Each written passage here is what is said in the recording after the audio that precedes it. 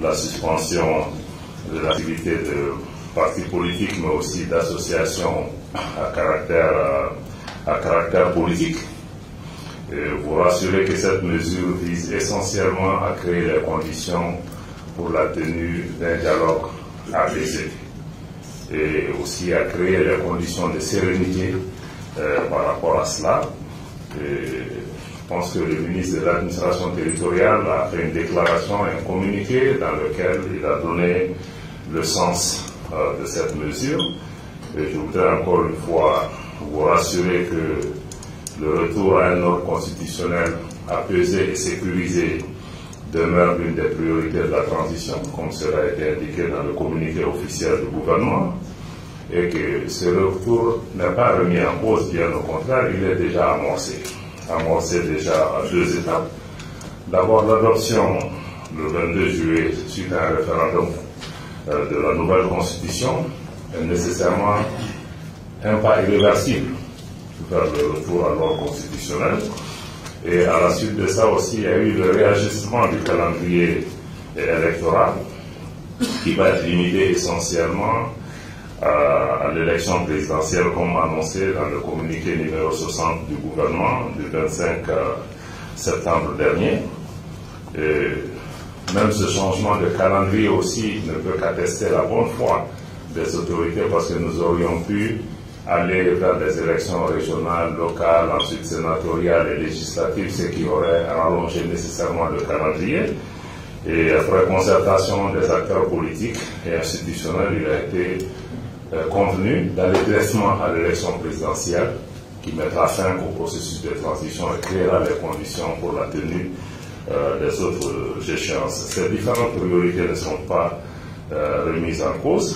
D'ailleurs, par rapport au calendrier électoral pour lequel aussi je pense qu'il y a beaucoup d'interrogations, de questions, de supputations, je voudrais encore une fois rassurer et rappeler le contexte et les conditions qui ont amené à ce report.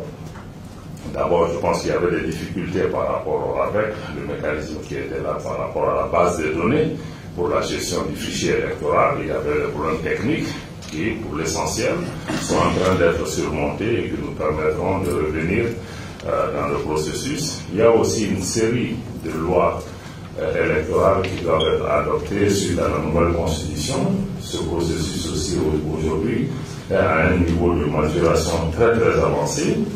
Il y avait aussi la question de la révision des listes électorales au niveau de l'autorité de gestion indépendante de gestion des élections qui est en cours.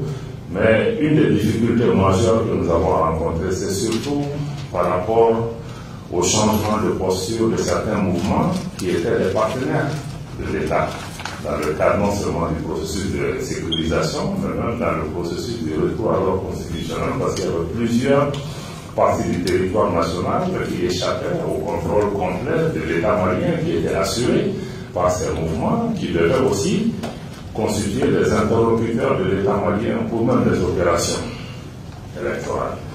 Et je pense que ce changement de posture des mouvements et même pratiquement le fait qu'il y ait un vide qui a été créé, crée un contexte nouveau qu'il faut apprécier, évaluer, tant du point de vue sécuritaire que du point de vue du retour de l'État dans les localités. Les formats sont en train de faire ces évaluations-là. Je pense que vous en êtes informés.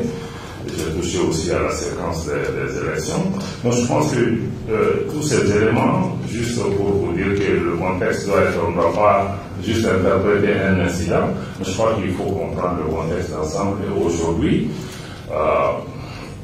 le dialogue intermalien tel qu'il est enclenché aussi se situe dans le cadre de ce processus d'ensemble de retour à un ordre constitutionnel apaisé, parce que la paix, la stabilité du pays sont essentielles pour tout processus politique. Donc je voulais vraiment pouvoir vous donner ces contextes et vous dire encore une fois que nous-mêmes, les ministres concernés, nous restons à votre disposition pour vous apporter des informations de première main. C'est vrai qu'aujourd'hui, le temps imparti ne nous permet pas de discuter directement de ces questions qui sont centrées sur la question du dialogue intermalien, mais nous aurons l'opportunité avec chacun de vous pour pouvoir vraiment vous rassurer qu'il n'y a pas de remise en cause, il y a certainement des mesures qui sont prises pour répondre à un certain nombre de préoccupations de sécurité nationale.